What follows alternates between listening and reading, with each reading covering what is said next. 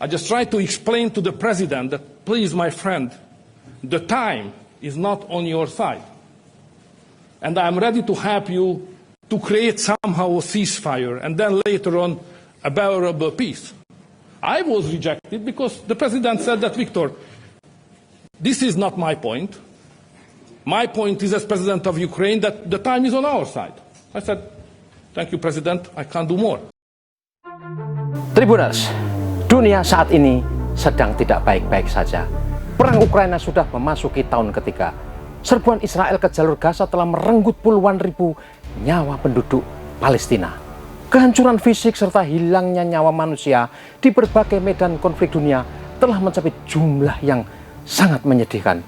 Perlawanan terus terjadi di Yaman, Suriah, Iran, Irak, dan banyak spot konflik lain di benua Asia maupun Afrika.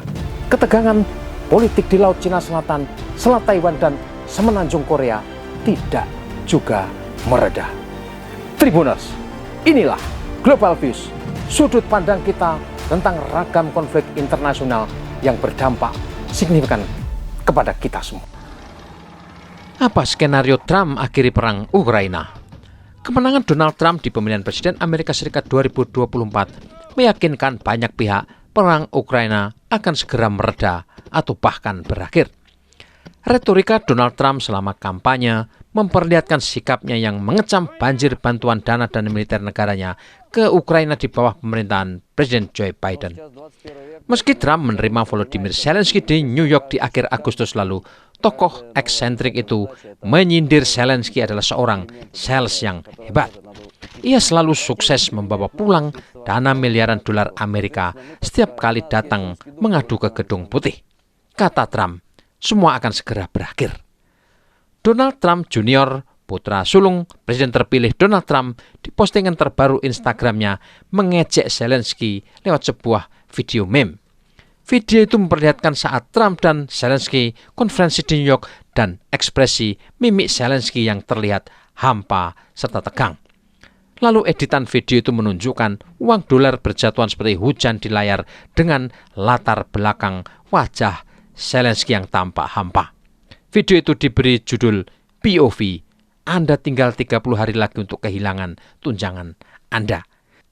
Ini adalah sebuah troll vulgar dari lingkaran terdekat Donald Trump yang menandai babak-babak akhir rezim Zelensky yang selama 2 tahun 10 bulan terakhir jadi boneka Washington di bawah rezim Joe Biden. Berita terbaru media Washington Post mengabarkan Donald Trump telah menelepon Presiden Rusia Vladimir Putin Kamis pekan lalu segera setelah pemungutan suara dan ia yakin telah memenangkan pertarungan. Tapi belum ada penjelasan rinci apa isi pembicaraan dua tokoh itu. Sumber Washington Post hanya menyebut Trump konon meminta Putin untuk memulai meredakan pertempuran di garis depan.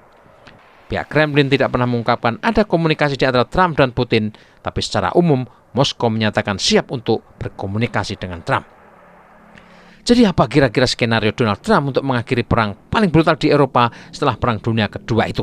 Apakah Rusia nanti akan menerima skema penyelesaian versi Trump? Kita akan mulai ulasan tentang isu ini dari apa yang dikemukakan Perdana Menteri Hongaria Viktor Orban. Viktor Orban baru saja menjadi tuan rumah pertemuan puncak pemimpin Uni Eropa di Budapest. Volodymyr Zelensky juga diundang dan hadir dalam pertemuan ini. Secara khusus, Orban mengungkapkan pembicaraan khususnya dengan Zelensky. Kawan, waktu sekarang tidak berpihak kepadamu. Saya siap membantumu, siap memfasilitasi gencatan senjata, dan lalu mengupayakan perdamaian, kata Orban mengungkapkan pembicaraannya dengan Zelensky. Zelensky langsung menjawab, Viktor, aku punya pendapat berbeda, bukan itu poin kami. Waktu ada di pihak kami, kata Orban menirukan jawaban Zelensky. Orban lalu menjawab, terima kasih Presiden, aku tidak bisa apa-apa lagi. Beber Viktor Orban menyudahi pembicaraannya dengan Zelensky. Dari pembicaraan ini kita bisa melihat Volodymyr Zelensky memang keras kepala. Dia tidak melihat realitas pertempuran yang merenggut begitu banyak nyawa rakyat Ukraina. Di pertemuan Budapest ini pula dan dalam pidatonya, Zelensky meminta dana dan aset Rusia sebesar 300 miliar dolar Amerika yang dibekukan Uni Eropa untuk diberikan kepada Ukraina. Zelensky benar-benar tidak melihat realitas politik menyusul kemenangan Donald Trump. Dia bersikeras melanjutkan pertumpahan darah. Ini adalah sebuah sikap yang sudah pasti menjerumuskan rakyat Ukraina ke dalam penderitaan tanpa akhir. Nasib Zelensky dengan demikian dipastikan ke depan akan sangat tragis. Trump ingin perang berakhir, sebaliknya Zelensky yang mulai kehilangan dukungan berusaha terus melawan Rusia. Ketika Trump sudah resmi memimpin di Gedung Putih per 20 Januari 2025 dan dia memegang kekuasaan superpower, ia dengan mudah bisa menjentikkan jarinya dan Zelensky bukan siapa-siapa lagi. Pembicaraan langsung Trump dengan Putin pekan lalu menjadi penanda tidak ada kendala signifikan lagi di antara kedua pemimpin Rusia dan Amerika ini.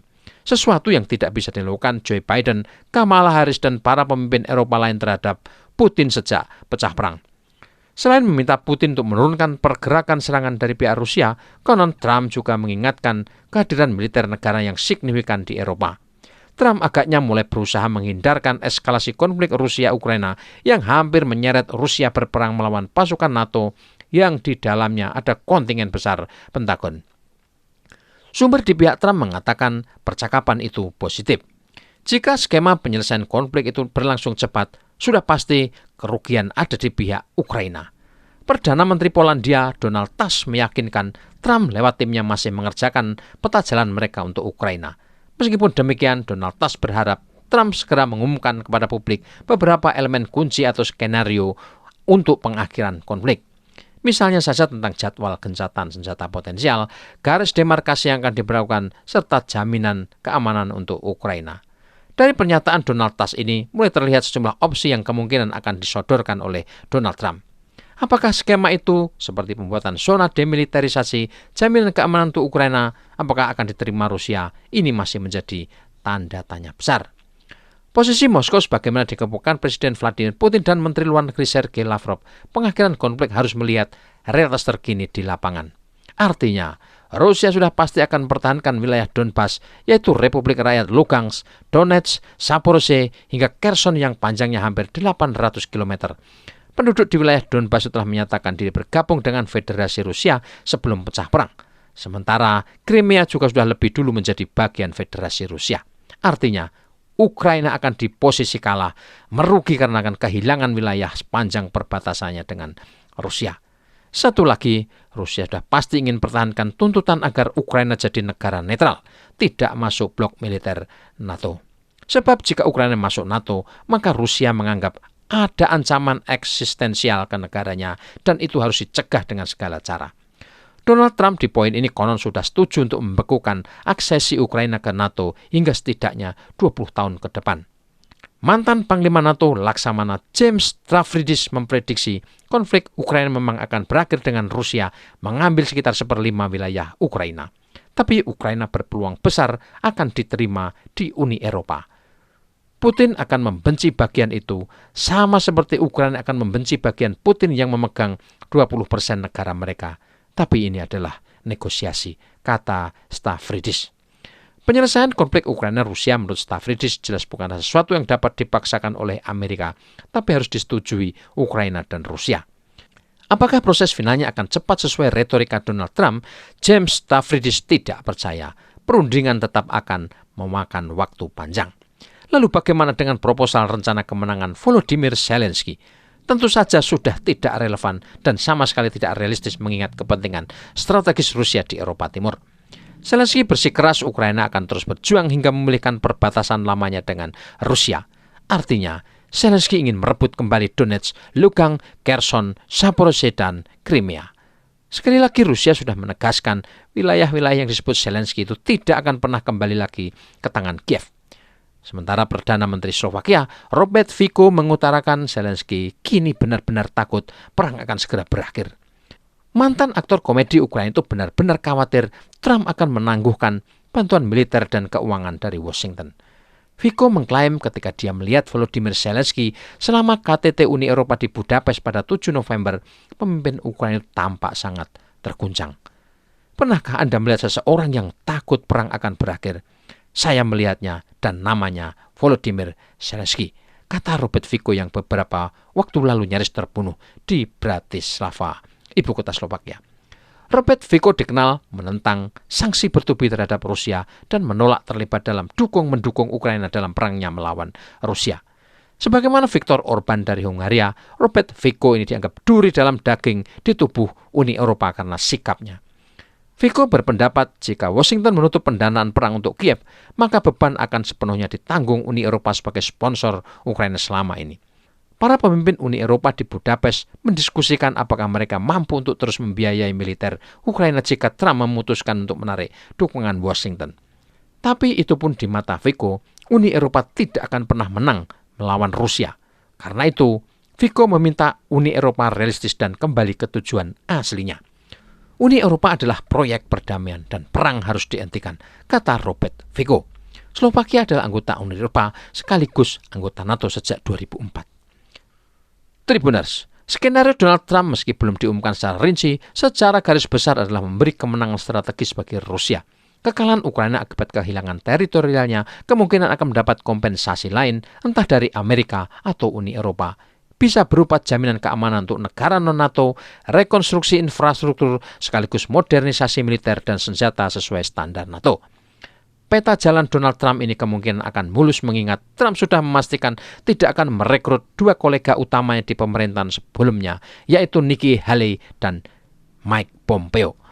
Mike Pompeo yang mantan kepala CIA maupun Nikki Haley yang mantan dubes Amerika Serikat di PBB dikenal tokoh-tokoh penganjur perang atau elang di kubu Republik.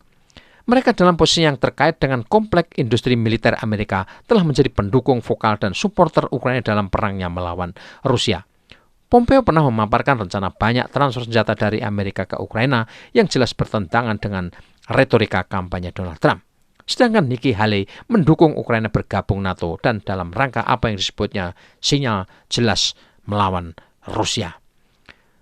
Donald Trump dengan demikian ingin memastikan di pemerintahan keduanya ingin mencapai tujuan-tujuan utamanya, yaitu membuat Amerika kembali berjaya.